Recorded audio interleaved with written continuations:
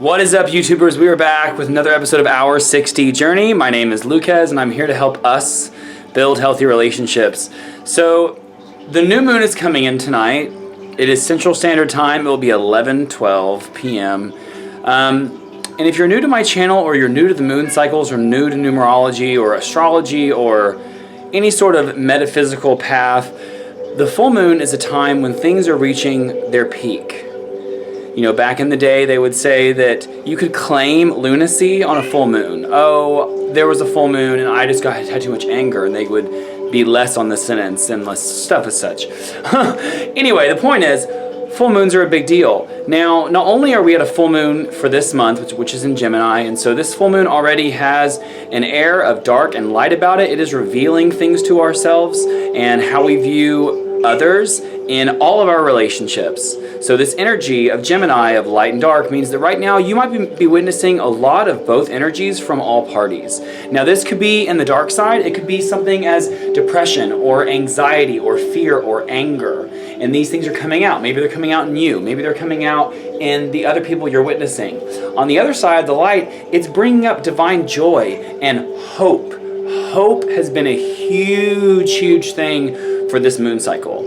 It has been showing up with so much hope and so much trust and faith and confidence in the belief that we can create something better. And this is not just for relationships. This applies to all things. Jupiter right now is moving through and taking over in the sky.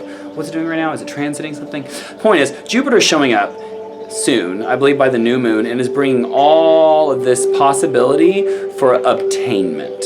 Okay, and that can be in an earthly way with finances and possessions, or it can also be with emotions and our spiritual groundedness of who we are.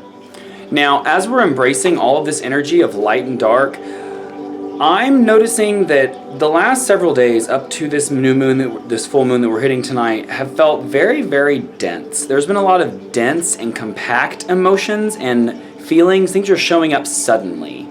And in relationships, I'm having to really step back and go, wait a minute, what's happening right now? Why am I feeling this way? What is it that they're feeling and going through that's making me be present to this? How can I open myself up and release all my preconceived judgments and notions about what this energy could be? Ooh, you know how I am with scratching the neck when truth is coming out. Releasing all these preconceived notions of judgment and going, I love you.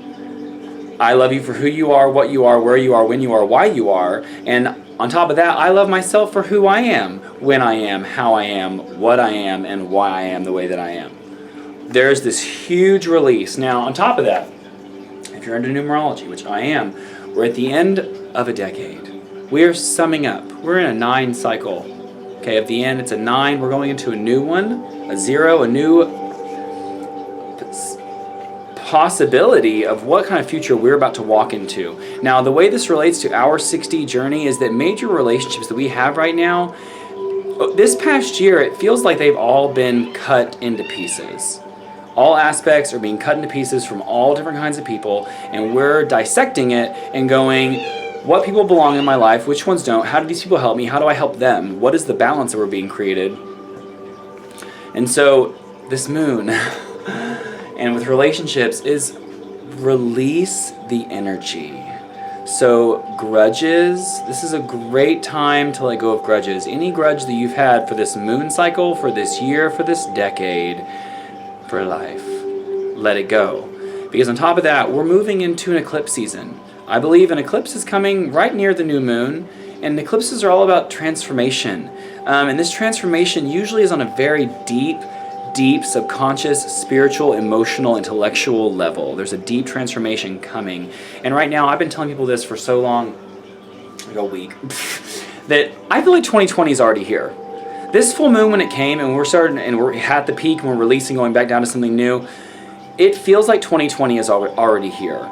And there's always that hype of, I'm going to wait until tomorrow or next week or the beginning of the month or the beginning of the year, the beginning of the decade to make change. And here's the thing, you have to release energies that no longer serve. Okay, we used grudges as an example. We're releasing this energy right now through this full moon cycle. Okay, and then we're allowing it to empty out so that when the new moon comes and the new year comes, the new decade comes, we can have space to welcome in all of the flow, the divine creative flow that can come into us, right? That's where we're moving right now with this full moon into the new moon, eclipse cycle, brand new decade. Like, there's energy showing up. I've noticed a lot that I feel like right now, time is moving really fast. All of my habits and impulses about relationships, like I'm a picker.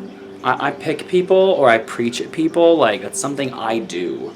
And it's something that I've become very acutely aware of in the last few weeks, especially the last 3 to 4 days.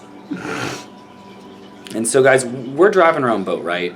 And we have to choose who we are in relationships. I think that it's so easy to get wrapped up in the perfection of what it could, should, would be. However, it's accepting what works for us and what doesn't work for us, and knowing that at all times, the only person we have control over is ourselves, right? And so how we release into this new moon, how we release out of this full moon into the new moon, how we build and empower ourselves through our habits and impulses with relationships and life, it's here.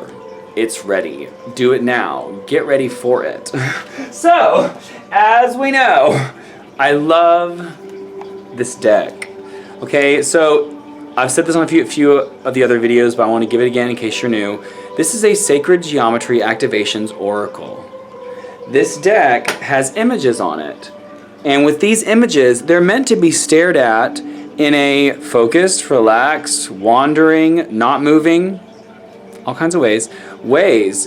And as I'm describing this card to you, allow your mind to soften, allow the image to seep through your eyes, all the way to the back of your brain where the brainstem is, and let that image travel down deep into your sacrum, out your tailbone. It's a lot of visualization and a lot of imagining. You need to have an imaginative mind. So I welcome now inside this room the angels, ascended masters, and divine guides that are here to help me give this energy purpose, to help me know what are we aiming to release, and how can we activate ourselves through this full moon? What are we trying to activate ourselves through this release? Activation to release, activation to release, activation to release, activation to release. So we got a lot of cards, and there's really going to be, what I'm thinking right now is root chakra. Okay, ground ourselves, become stable, believe in our abilities to survive. Coherence came in upside down. We're doing 5 at once, but we're going to read this one of them. Coherence came upside down. There's a lot of confusion right now. People aren't necessarily receiving everything around them in the way that it actually is. So I kept saying, love the bad, love the people. Like, an egotistic mind is not going to help you right now. Let it go. Relationships in general are being tested right now. I really believe that was one of my points. I forgot about it, so thanks for this card popping up. Relationships are being tested right now. Then here they are. Perception, I have a video on this. Okay, you can go look up perception. But what I remember about perception is it's about speaking your truth, how you perceive it. Speaking your truth, how you perceive it. Being creative with how you are moving dynamically with other relationships. And then there's this energy of remind yourself that your comfort zone comes from within. Your perception of what makes you happy and sad, and it's all from within. Now the card we're going to read today is the card number 29, the card of healing. So this card, when I saw it, I literally jumped because, to heal means to make whole. And this is an opportunity for us to become out of in alignment and come back into stasis, back into balance. This card carries with it a omen of health and growth. It can talk about fertility and things coming to fruition. It also talks to you about living openly in your truth. Make sure that you're living from your heart space and allowing all your intuitive abilities to be turned on. Remind yourself that you are always connected to your divine essence, not only of yourself and your soul, but to all other people and all things above you. All things benevolent are here helping you heal. Take this time to contemplate your state of health. Are you as healthy as you want to be? What are you doing right now to contribute to your greater health? And do you realize that your health does not necessarily refer to just the state of your body? It's your spirit and your mind and your heart.